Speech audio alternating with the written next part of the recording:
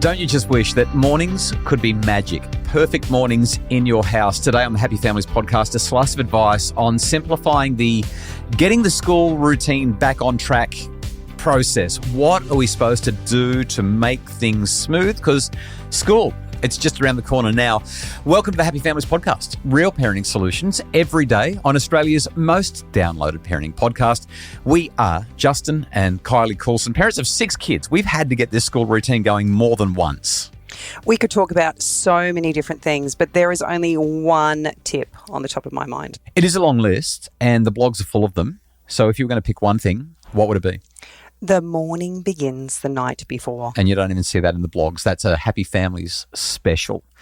Let's unpack that because you and I have experienced this. This is it's the magic. The morning begins the night before. A question before we unpack it. How consistent do you reckon you and I have been as we've gotten our kids ready for school over the last 20 plus years? You know, day one is awesome. Day one is always so good. That's about it though, isn't it? It really is. It's so hard to be consistent with it. But we have found that whenever we remember it and say, okay. You have a full day, you get to the end of the day, you're too exhausted. So tired. And the next morning you can't find a school shoe. But when we prioritise, the morning begins the night before. Oh my goodness. It's like the morning just makes sense. It flows. There's margin. You've got time to enjoy your children rather than shout at them and say, for goodness sakes, how many times do I have to tell you? So Kylie, unpack it for me because the reality is I've been on the road telling people about this while you've been at home doing it. What does the morning begins the night before mean for you? The first one is to know exactly where all the pieces of the uniform are, like all of them, shoes, socks, and put them in one place, out at the end of the bed, hanging up at the end of your wardrobe, whatever it is, so it's easily found by anyone.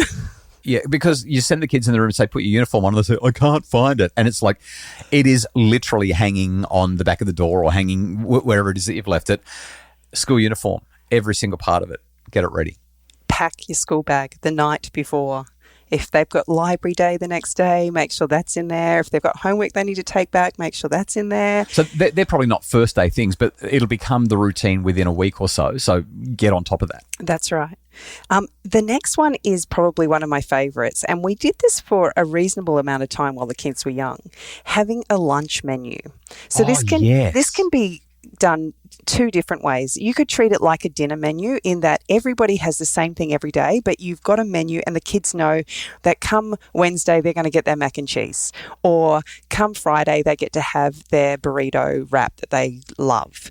But you could also do what we did with 5 girls who all had different wants and needs and create like a bit of a buffet. You know, the continental menus that you get in the hotels? Yeah, when you stay like at a roadside motel and you say, I want to have 2 pieces of toast and I want to have the boiled eggs and the yogurt and the fruit juice, and then they deliver it to the door the next morning. That style. Yeah, and so we did that with each of the girls and we knew the night before what they wanted. So in the morning, I had literally clear instructions of what needed to go in the lunchbox. Because how many times have you packed your kids' lunch and they've come home and go, but I don't like that, and the other kid does. Or you pack it and it ends up in the bin. And the cost of living, like who really wants to have food thrown in the bin? The other good thing about this is you can teach your children how to make lunch because your morning began the night before and you've got a bit of margin, so no one's rushing. And so you can say, all right, well, if we're going to make this, let's learn together so the kids can come in. And the decision's made. Like that's the biggest impediment in the morning, making the decision. And we did it with breakfast menus as well. If the decision's made the night before with the kids, they walk into the kitchen, they're blurry-eyed, they're half asleep, but they don't have to think about what to have for brekkie and they don't have to think about what to make for lunch because they've already decided, which means that you don't lose all of that time where they stand there staring into the fridge, they completely blank look on their face, they don't even realise that they're looking at food, and then they say, I don't want anything.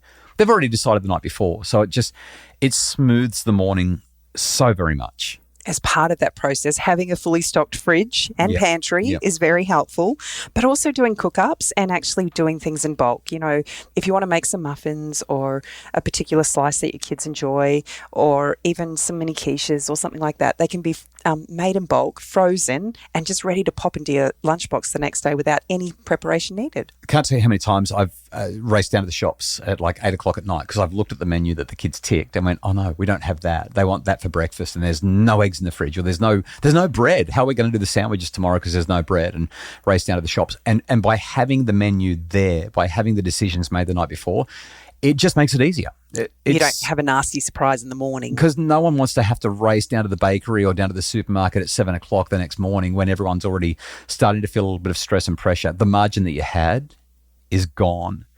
There's one other thing that I'm going to mention about the morning beginning the night before that you haven't mentioned, and that is just getting back into sleep routine. Like get the kids to bed early and get you to bed early as well. In fact, I would add your morning begins the night before doesn't just apply to the kids in their school bag and their school uniform and their food. It applies to you as well. There's some old business advice it's been going around for decades now, and that is that before you go to bed or before you leave the office, make a list of the stuff that has to happen tomorrow so that when you come into the office, the list's there and you know what to do rather than sitting there going, I wonder what I should put on my list today. It's already done. The morning begins the night before is kind of like, that's what we can do at home. We can say, all right, tomorrow morning, I'm going to get up at this time. I'm going to do my exercise or my reading, or I'm going to have my quiet cuppa outside before the kids are up. You give yourself that margin and it just makes a really, really big difference. And if you can be consistent at it, you will have magic mornings more. After the break, Kylie, we're going to talk about what to do if you've got a child who's refusing to go to school, or if anxiety is rearing its ugly head, or some neurodivergent challenges are popping up. You've got an ADHD child who just can't get it together, even though you did it all the night before.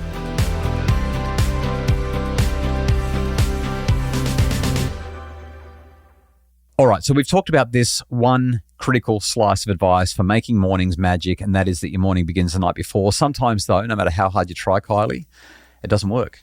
The kids are ornery. The kids won't get out of bed. There's anxiety rearing its ugly head. You've got a child who's saying, I don't want to go to school. It's too hard. Or you send your child off to get into their uniform and they notice that the dog needs a pat, and then they see that the Lego is on the floor and they start playing with that, and then they go into the bathroom and get distracted and something happens there. We need to talk about a couple of things that we can do when we have other dramas interfering with our very best laid plans because the morning did begin the night before. So I love the idea of being prepared enough that I have margin so that I can slow things down. If we've got an anxious kid, the last thing they are going to want is us rushing them through their morning routine.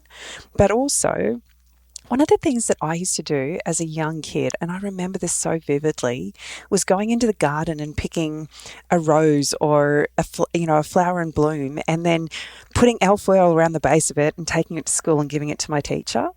It used to bring me so much joy to do it, and I know that the teacher loved it as well. There's just these little moments of joy. And if we've got kids that are a little bit anxious, again, taking the time to just slow it down, maybe go and make a decision that you're going to do something nice for the teacher so that they've got something to look forward to and anticipate in the day.